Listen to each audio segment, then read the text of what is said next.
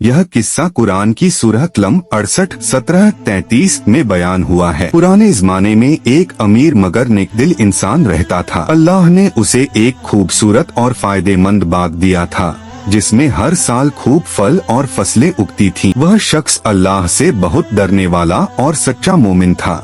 जब भी उसके बाग में फल पकते वह पूरे गांव में ऐलान कर देता, जो भी जरूरतमंद है आकर बाग से अपने लिए फल ले सकता है। गरीब, मिस्कीन और यतीम इस बाग से खुशहाल थे। यह सिलसिला बरसों तक ऐसे ही चलता रहा, मगर उसके बेटे इससे खुश नहीं थे। वे अक्सर अपने पिता से कहते, अब्बा जान, आप अपनी कमाई का बड़ा हिस्सा गरीबों को दे देते हैं। अगर हम इसे खुद के लिए बचाएं तो हम बहुत अमीर बन सकते हैं। मगर उनके पिता हर बार यही जवाब देते, बेटा, अल्लाह की दी हुई दौलत में गरीबों का भी हक होता है। अगर हम उनका हक देंगे तो अल्लाह हमें और ज्यादा बरकत देगा।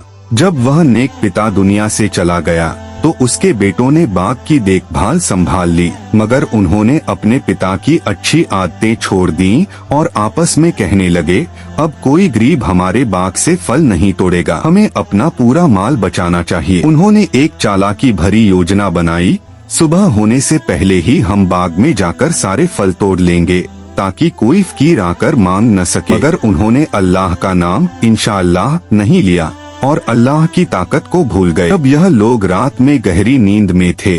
अल्लाह ने उनके बाग पर आग या तूफान भेज दिया। सुबह तक पूरा बाग जलकर राख बन चुका था। सुबह जब वे खुशी खुशी अपने बाग की तरफ निकले तो रास्ते में गरीबों का मजाक भी उड़ा रहे थे, आज कोई गरीब एक भी फल नहीं ले सकेगा। अगर जब वे बाग पहुँचे तो सन्न रह गए, अरे ये क्या हुआ? क्या हम किसी गलत जगह आ गए हैं? उनका हरा भरा बाग अब काली राख में बदल चुका था। अब उन्हें समझ आया कि अल्लाह ने उनकी नीयत की सजा दी है। अब उनके पास पछताने के सिवा कुछ नहीं बचा। उनमें से एक अच्छा भाई रोकर कहने लगा, हमें अल्लाह की नाफरमानी नहीं करनी चाहिए थी। अगर हम अपने पिता की तरह नेक बनते तो आज हमारा बाग बर्बाद न होता।